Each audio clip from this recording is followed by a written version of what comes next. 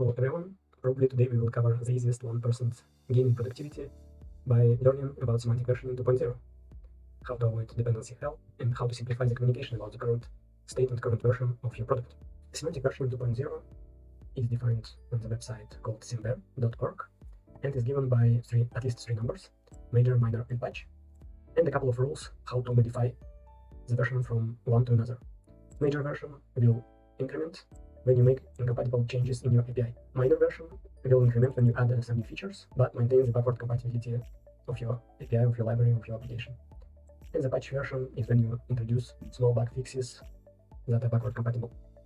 Also, the original semantic versioning defines different suffixes as pre-release and different build metadata. But usually, if you manage to properly control major, minor, and patch increments, you already will have the most benefits from semantic versioning. In the introduction, you can get more interesting ideas about how semantic versioning is working, but let's see what are the main questions that it answers.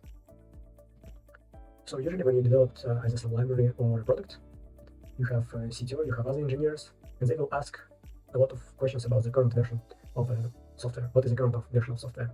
What are our dependencies? What are the versions of our dependencies? And if we change from one dependency to another, will it still be compatible? And semantic version would answer to those questions after one look at the semantic version itself. So first problem that it will solve is dependency management and automation. So it's much easier to say that our software depends on some library of version 1.0.5 than to say that our library depends on the commit of some library with this short git hash. Compatibility assurance. You can answer from proper semantic versioning this question: will my code work if I will update from version A to version B? If library developers or you as a developer of your API or product properly maintain semantic versioning, you know for sure that if major version did not change from one version of the library to another, you might be quite sure that there will not be a lot of problems from updating from version A to version B. Clear communication. Sometimes when you have more or less a complicated product, you will have multiple components in this product, and all of these components, they will have its own versions. Sometimes when you manage dependencies or you package multiple libraries in one product, you might use git commits, and you can always say, okay, I have a file where I have all my git commits and all dependencies are managed. But then when you try to answer a couple of questions, it becomes very difficult without semantic versioning.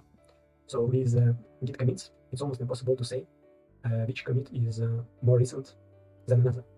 With semantic versioning, it is straightforward. Another question might be, will our current product work with this version of the dependency or new version of this dependency? If you just use git hash or you don't respect proper semantic versioning, you will not have the ability to answer this question without trying this version, which might take more time than just looking at semantic version. Predictable release planning. Imagine that message: you release your new API, your new software, and then instead of saying, okay, we have a release 2.5.0, you will announce that you release a new version of your product that is using the name of some git hash or some git commit or other version control as the name of the version. That might be more than confusing. Also, we have automatic backward compatibility check.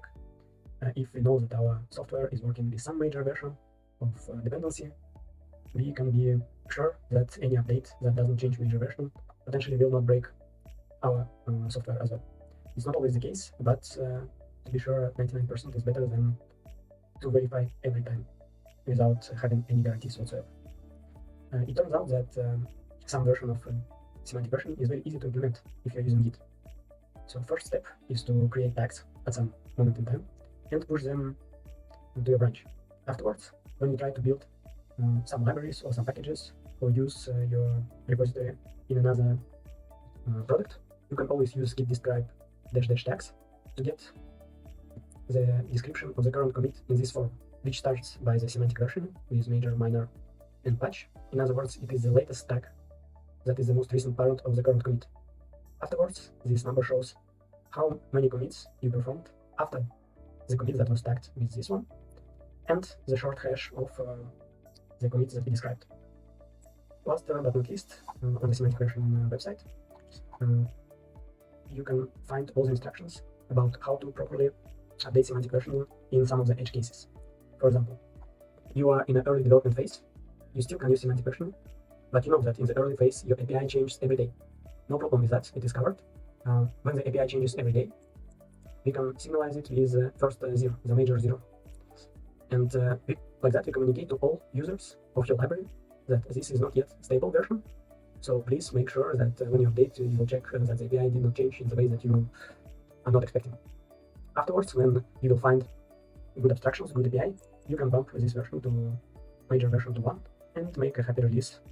And users of your library or your clients will know that this API is more or less stable, and they can be sure that at least until the major version will not change, they can use this API and it will not break their product.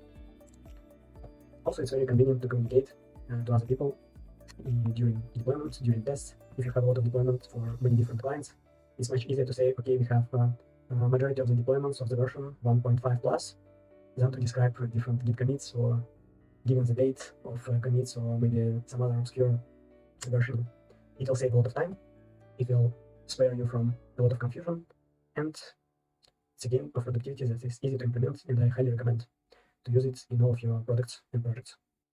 If you find this video useful, don't hesitate to like, share, and subscribe to this channel, and drop in the comments if semantic versioning sometimes saved you a lot of headaches, and I will see you in the next video.